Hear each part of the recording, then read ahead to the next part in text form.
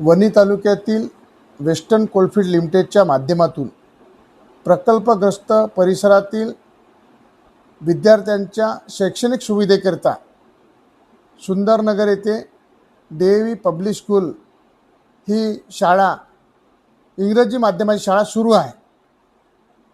ही शाळा वेकोलीच्या निलजई खाणीतील विस्फोट आणि उत्खननामुळे त्या ठिकाणी शाळेला इमारतीला विद्यार्थ्यांना कुठलाही धोका होऊ नये म्हणून यासाठी सन 2022 मध्ये ही शाळा स्थानांतर करण्याच्या हालचाली या ठिकाणी सुरू झाल्या।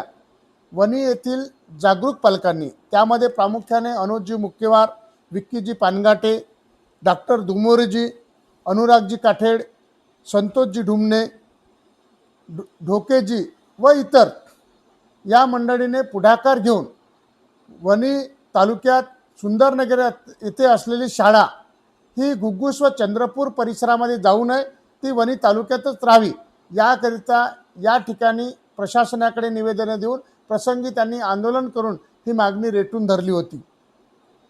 त्यानंतर ही मंडळी याबाबत मला येऊन भेटली।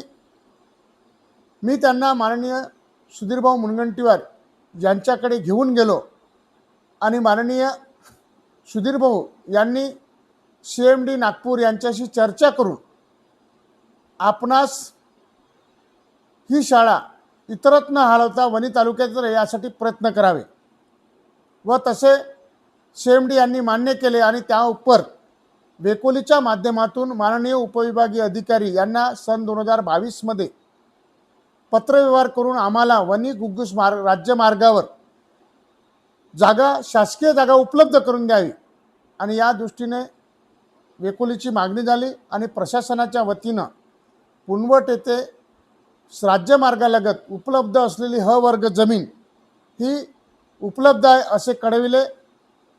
त्यानुसार पुढील कार्यवाही वेकोलीच्या माध्यमातून प्रशासनाकडे जागेच्या संदर्भात व देवी स्थानांतरण करण्याच्या संदर्भात कार्यवाही सुरू झाली।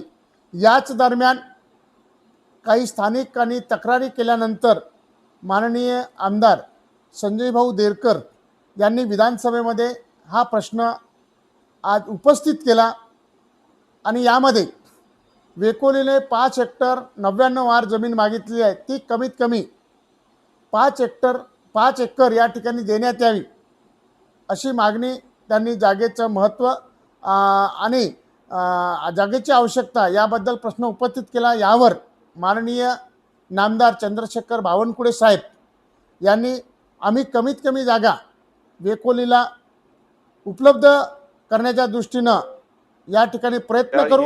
मायनिंग झोन मध्ये आली आहे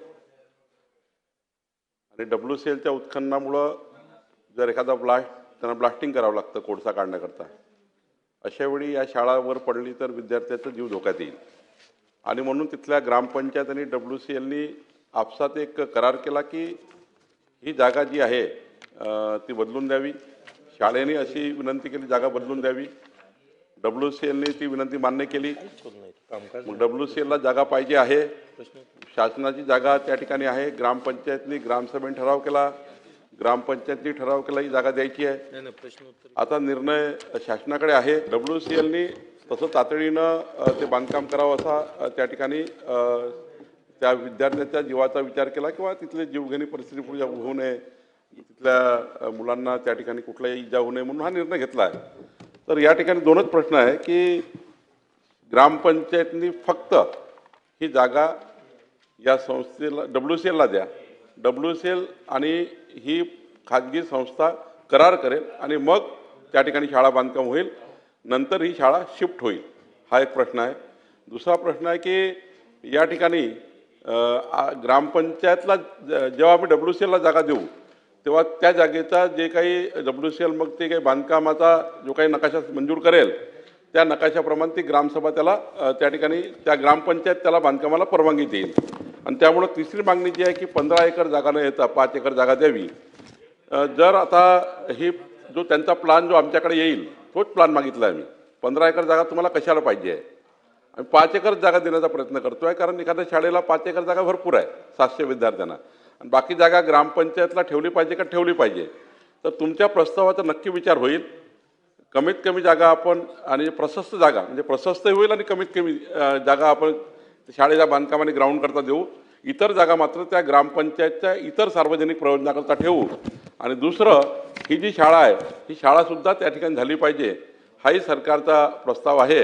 आणि त्यामुळं आपण मागणी केलेला प्रस्ताव सरकारला मान्य आहे आणि यानुसार पुढची कारवाई आपण करू. परंतु तातडीने या WCLला जागा देऊन ही शाळा मात्र तातडीनं सुरू करण्याचंही काम सरकार करेल.